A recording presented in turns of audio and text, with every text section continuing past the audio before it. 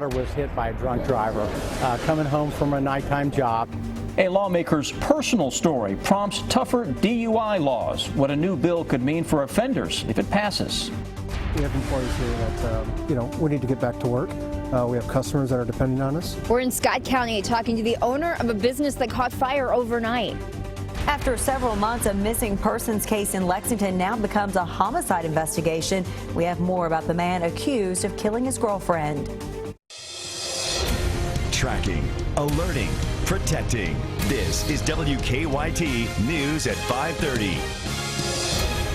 Good evening. It's a major loss, a loss of millions of dollars, and tonight we're getting a look at some of that damage an overnight fire caused to a Scott County business. That fire started around 4 this morning at Georgetown Tool and Manufacturing on Bourbon Street. The flames were put out before it spread to the entire building, but some equipment inside was damaged. Kristen Kennedy talks with the owner, who is more worried about his employees and customers.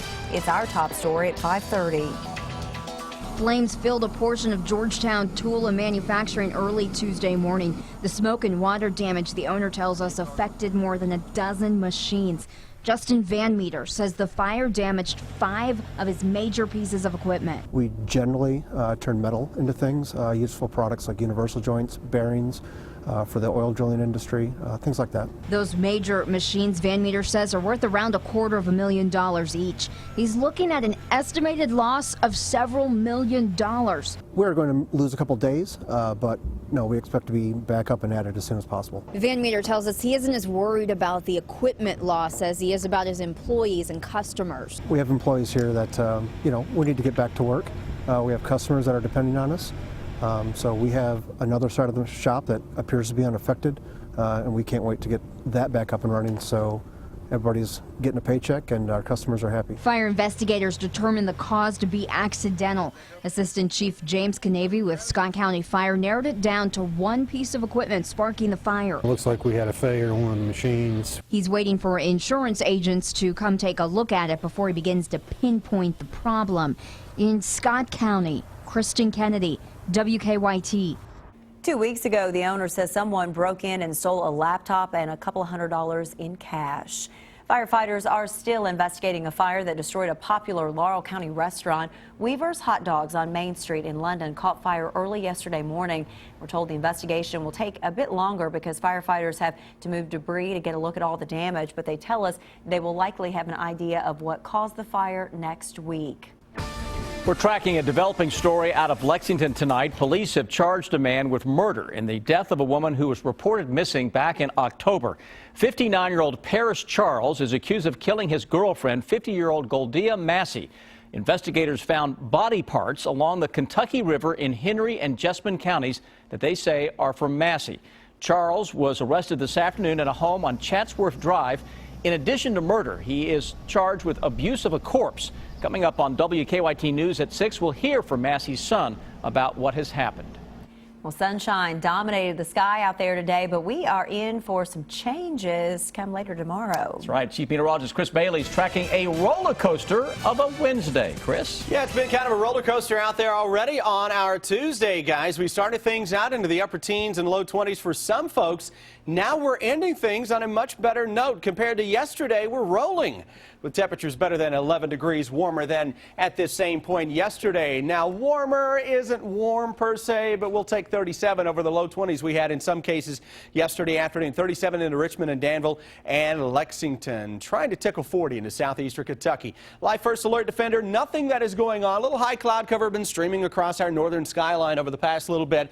Low pressure that is across parts of the Minneapolis area. Cold front behind that has a lot of weather that is coming our way for tomorrow. And by a lot of weather, I mean a lot of changes.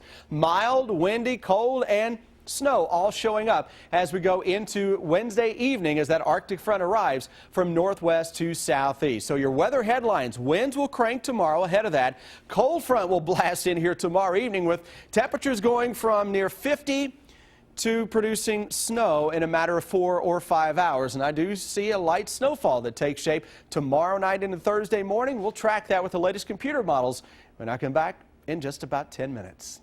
All right, sounds interesting, Chris. Thank you. They have been pushing for tougher DUI punishments for years. Today, families of people who have died in DUI crashes were in Frankfort for the passage of a House bill that would do just that. Sean Moody got a look at the bill. He tells us what would happen if this bill becomes law. It's a story that's new at 5:30. If this bill becomes law, people who are convicted of DUI would have their licenses suspended for a longer period of time. They'd also have to use what's essentially a breathalyzer for their car. Alex Audi came to the Capitol today to talk about why House Bill 60 is so important to her. I was sitting on a jet ski on Lake Harrington, and there was a drunk man in a boat going about 60 miles an hour, and he mowed over me. Representative Dennis Keene has been pushing for tougher DUI laws for years. I have introduced this bill about 8 times. It's personal for her. My daughter was hit by a drunk driver coming home from a nighttime job at 10 o'clock on a Sunday, and this gentleman crossed 4 lanes of traffic and hit her head on. Even though my daughter endured 3 different operations, she's still here with me. His bill would increase the amount of time DUI offenders' licenses would be revoked. It would also require them to use one of these ignition interlock devices when they get their license back. If you have an alcohol content on your breath, it won't let you start the car. And then after 15 minutes of driving, it asks you to retest so that somebody didn't come in and do it for you. He's hoping to get this bill on the governor's desk by the end of this short session. If it doesn't get that far, he says he'll come right back with it next year. And I'm not giving up. I mean, I will fight this battle to end the time. Keene said he's hoping the House Judiciary Committee will hear the bill next week. In Frankfort, Sean Moody, WKYT. Keene says those devices would be paid for without using taxpayer dollars. The president for Mothers Against Drunk Driving has also endorsed the bill. A lawyer for a Christian ministry building an Ark Park in northern Kentucky says the state's denial of a tax break for the park is unlawful. In December, the state revoked a tax rebate benefit worth $18 million for the Ark Encounter. The founder of Answers in Genesis says they will sue the state in federal court over the tax benefit. State tourism officials say the group changed the mission of the project from tourist attraction to ministry. The case against a man accused of kidnapping 2 people in 2 states, including a 13-year-old Kentucky boy, will go to a grand jury.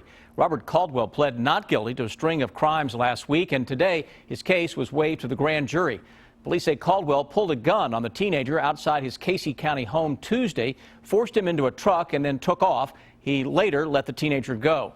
Caldwell then led police on a chase before being arrested. The grand jury will meet again on Friday. The search is over for a transgender teenager originally from Lexington who went missing in Ohio. Family members say the search for Raymond Lane, who also goes by Ashley, began on Saturday when the family was in Columbus for a convention. Police found Ashley this afternoon in downtown Columbus. Police are now talking to Lane to learn more about the disappearance. Ashley's mother says they lived in Lexington for about 2 years, where Ashley was a student at Bryan Station High School. She says the family moved to Northwest Ohio about 3 weeks ago. A golden alert for an elderly man who has been missing since Sunday has now been canceled. Our county-by-county coverage at 5:30 begins in Madison County. State police say 83-year-old Curtis Rose of Waco was found about 3 this morning in Cabell County, West Virginia. Troopers say Rose was in good condition when he was found. Family members tell us Rose suffers from dementia and has disappeared once before. In Clay County, a woman accused of killing her husband will let a grand jury decide what charges she should face. Amy Burkhart waived her case to a grand jury. Police say she neglected to properly take care of her husband, 32-year-old Charles Burkhart, causing his death last month. Charles was paralyzed during a 2007 car crash and had been in her care since. A grand jury will determine whether to indict Burkhart. And in Scott County, a man is in jail accused of using a motel's credit card to go on a spending spree. Joseph Lee Reynolds is charged with theft, forgery, and fraudulent use of a credit card. The Scott County Sheriff's Office says he took a Lowe's card from the front office of the Winter Circle Motel. He bought several items at the Georgetown Lowe's and tried to sell them at a pawn shop. The News Graphic reports he is in jail with no bond. The story that Amber just had about the Madison County man who his family says suffers from dementia and still drives brings up a good question after he was found in West Virginia. Are there special tests for drivers who may have a mental impairment when it comes to getting a driver's license renewed in Kentucky? The answer is no. A Kentucky license can be renewed for 4 years without any special testing like vision or a test for the ability to operate a vehicle. But the Medical Review Board in Frankfort can review driving privileges for an individual who has a physical or mental impairment. To report such a driver, you have to complete an affidavit, and the driver's physician will also have to complete a review and a form as well. The medical board will review all of this and then make a decision on the driver. The board is made up of medical specialists who advise the Division of Driver Licensing. Follow WKYT online at WKYT.com. Join the conversation on Twitter and become a part of the WKYT Facebook family. Now, we are getting a look at a poll for the Republican candidates running for governor. And an actress flirting with the idea of running for political office in Kentucky. Bill Bryant tells us why in the bottom line. Good evening. The 4 Republican candidates for governor came together today in Lexington and discussed some issues, and we'll have some coverage later on air and online. It comes as another poll is circulating showing 3 candidates pushing for the lead. The survey done by Harper Polling for Run Switch PR shows Agriculture Commissioner James Comer leading with 25%, saying they intend to support him. Louisville businessman and former council member Hal Heiner was next at 19%. And just behind him in the poll was Matt Bevin, who courted Tea Party groups last year when he lost the Republican U.S. Senate primary to Mitch McConnell. Former state Supreme Court Justice Will T. Scott registered 9%. The primary is coming up on May 19th. Senate Majority Leader Mitch McConnell has criticized the president's overall $4 trillion budget plan, but he finds some merit in a proposal within it to assist counties that have lost coal jobs with $1 billion to redevelop abandoned mine sites. The White House also proposes money for job training and assisting communities that have been hard hit by coal layoffs. Actress Ashley Judd now says being Kentucky governor sounds interesting. She couldn't run this time because the filing deadline is passed, but she told TV host Larry King she is intrigued by the idea of being governor. CN2 reports she says she's given some thought to issues she would address like poverty and the environment. And more than 100 years later, EKU is acknowledging that Mary C. Roark was officially the school's second president. She was designated acting president after her husband, who was Eastern's first president, died. Mary Roark served in 1909 and 1910 when women had yet to gain the right to vote. The Board of Regents now takes the position that she was the president during those years. Bill Bryant, WKYT.